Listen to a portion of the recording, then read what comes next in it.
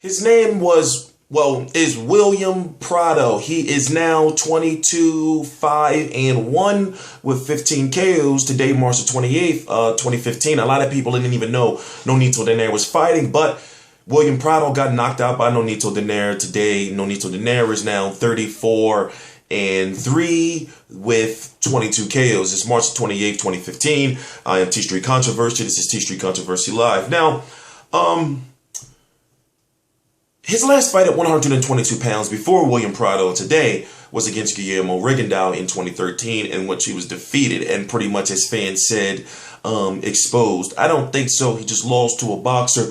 Would a rematch go differently?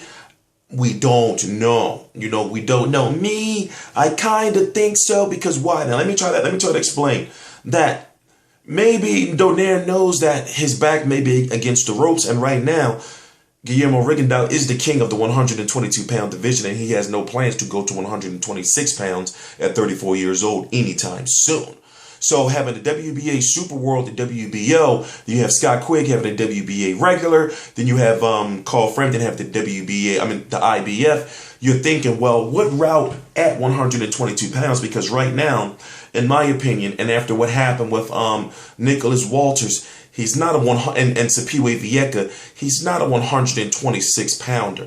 Even when he fought Victor Chinian, at 126 pounds, it was a totally different fight, to the point where he needed to knock out Victor Chinian to win that fight. So 126 pounds, in my opinion, and looking at his three fights at 126, Sapiwe Vieca, Victor Chinian, and Nicholas Walters, where he was ultimately stopped, you have to think, well, 122, it seems to be the more logical place for him.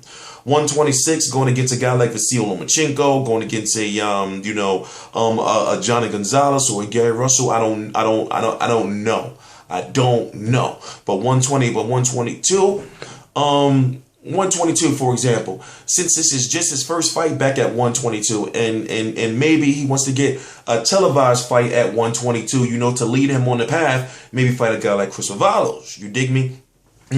Or, if you want to continue to build yourself and, also fight over, over in the East, then fight a guy like Shingo Waki or Hasashi Amagasa, who got beat up by Guillermo Rigondeaux. So basically, we can see, maybe a path for him at 122 pounds. You got a guy like Kid Galahad out there. Maybe you want to try to build up that fight. I don't see Donaire going overseas for that. But what I'm saying is, right now we have to see what path Donaire is going to take and define for himself. Now, here's some news that you need to know. It came out in the media. About a month ago, but now you've been hearing that he's found a better way to make the weight. Nonito Donaire, from my sources, from information I'm getting, is that 122 pounds is how can I put it?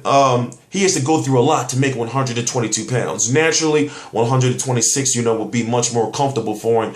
And ultimately, the goal was to be maybe moving to 130, and getting the title there and settling there if he didn't lose to Nicholas Walters. So, right now, we just have to wait and see. The 122-pound division, there's ways to go. Will he go to Rigondeaux route again, which is a fight that can be made?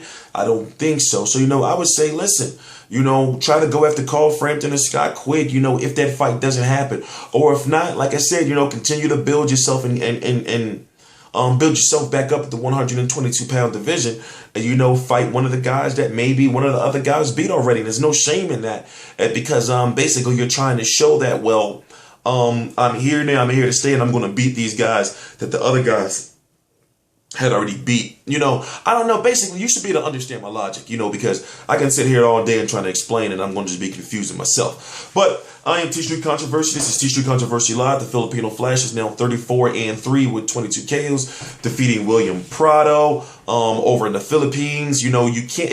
They did it in some crazy type of way. For one, it wasn't televised in the United States. Secondly, some dodgy website tried to get $11 from me, for my credit card information to watch the fight. Third, it was just basically, it's like, well, wait a minute. I'm hearing that they wasn't even showing it over in the Philippines, that there's some type of tape delay that's 11 hours or something like that.